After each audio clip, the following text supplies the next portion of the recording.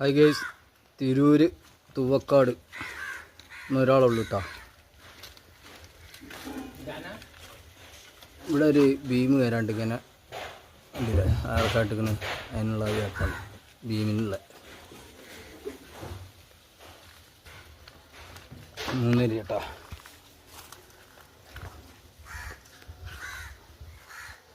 ഇവിടെ ഉണ്ട് അതേമാതിരി ഒരു ബീം മറി കണക്കാക്കാൻ ഈ മറിയാണ് ആ ബീം കയറാനുള്ളത്. നീട്ടൊക്കെ ഇറക്കി